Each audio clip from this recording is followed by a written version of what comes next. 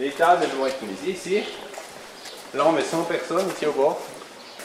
On a commencé avant de faire le poulailler, donc il y a 15 ans, moi je dirais la première fois. Puis une fois on a dit on ne fait pas, on a été voir ailleurs.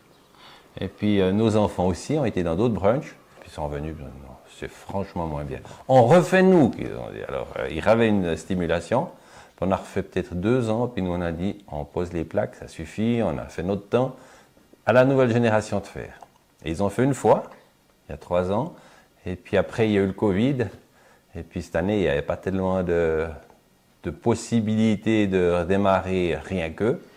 On a dit, bon, on est d'accord, à condition que vous nous aidiez, on reprend la direction et puis vous êtes nos mains qui travaillent pour nous. Et on a 3 enfants qui sont vraiment impliqués beaucoup dedans. C'est atypique par rapport au travail qu'on fait quand même durant l'année. On ne va jamais faire des quantités pareilles. C'est un défi. C'est un défi de pouvoir bien s'organiser.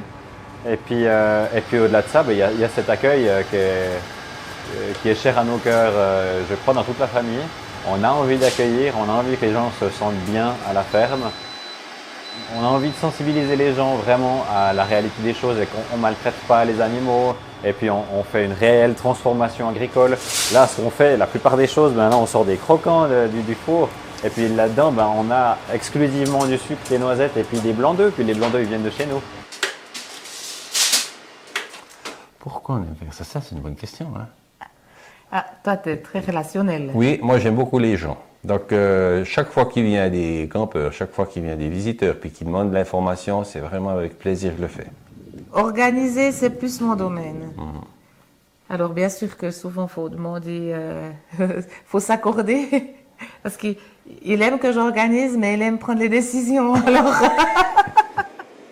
quand j'ai commencé, moi, les enfants étaient jeunes, la maison était envahie de ce qu'on avait préparé.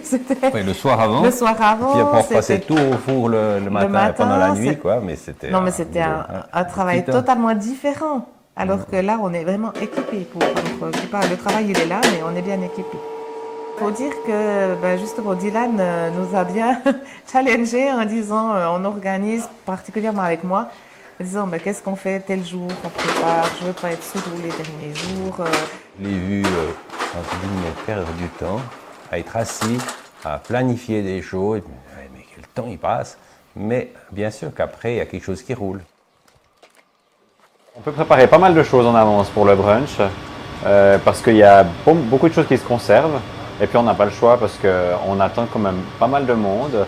Et puis c'est agréable parce qu'on n'est pas sous pression. Donc là, on est bien. Je pense que le jour même, c'est le plus gratifiant. En amont, des fois, c'est plus difficile. Durant toute la préparation, l'organisation, on fait comme ça, on fait comme ça. Puis il y a des moments où on aurait bien envie de dire on fait comme ça, point.